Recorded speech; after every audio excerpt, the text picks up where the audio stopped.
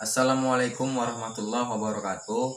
Nama saya Teguh Reza Vario. Saya dari kelas SI 4R ingin menyelesaikan tugas yang telah diberikan oleh dosen saya yang bernama Bapak Indra Ramadona Harahap selaku dosen pengampu analisa proses bisnis. Di sini saya akan menjawab pertanyaannya satu-satu. Baik, pertanyaan pertama, jelaskan pengertian dan pentingnya analisa proses bisnis. Analisa proses bisnis adalah suatu kumpulan pekerjaan yang saling terkait, di mana itu bertujuan untuk menyelesaikan suatu masalah tertentu. Analisa proses bisnis sangat penting dalam sebuah perusahaan. Ada 3 komponen yang menunjang suatu perusahaan dengan cara proses bisnis, people, dan tools. 3 proses ini saling mendukung lajunya kinerja suatu perusahaan. Dan coba bayangkan, jika sebuah perusahaan yang tidak memiliki proses bisnis dan hanya mengandalkan orang-orang yang ada di dalam perusahaan tersebut. Mungkin dengan cara ini sudah sangat baik dalam bisnis, tetapi persepsi orang berbeda-beda. Jadi lebih baik kita menggunakan analisa proses sebagai landasan utamanya. Pertanyaan kedua, saat ini setidaknya ada 2 metode cara menjalankan bisnis yang banyak digunakan oleh para produsen atau perusahaan, yaitu bisnis offline dan bisnis online. Manakah bisnis yang lebih menguntungkan untuk dijalankan? Jika jawaban Anda bisnis offline, maka jelaskan 2 kelebihan bisnis offline dan 2 kekurangan bisnis online.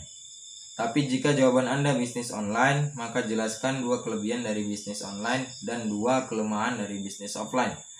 Kalau menurut saya lebih memilih bisnis online yang lebih layak digunakan.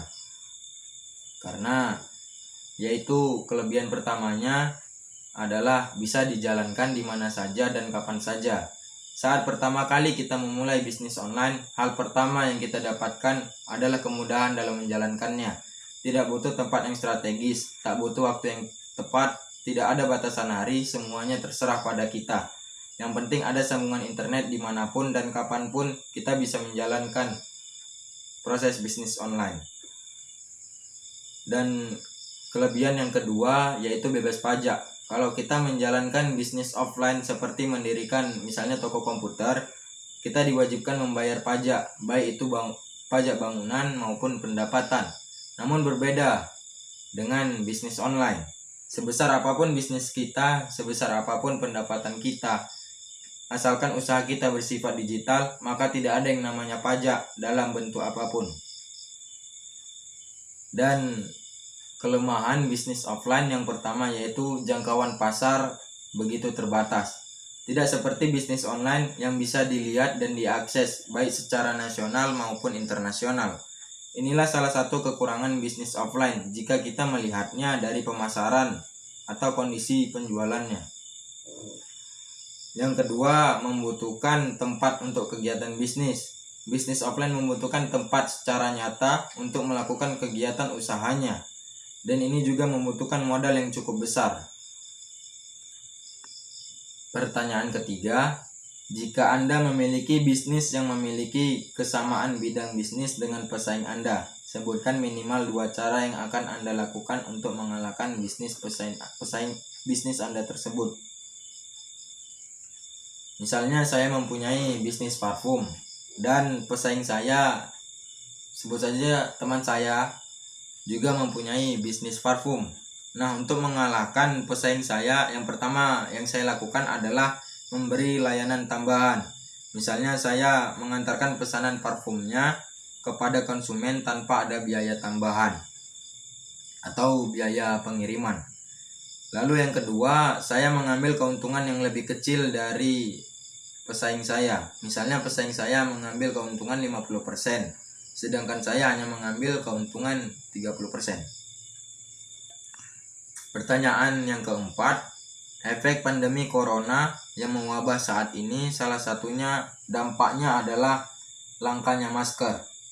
Menurut analisa Anda, adakah keterkaitan antara bisnis dengan pandemi COVID-19 saat ini?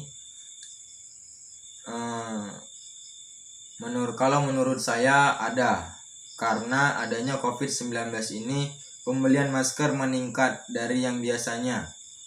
Jadi para penjual masker mulai menaikkan harga masker agar mendapatkan keuntungan yang lebih besar lagi.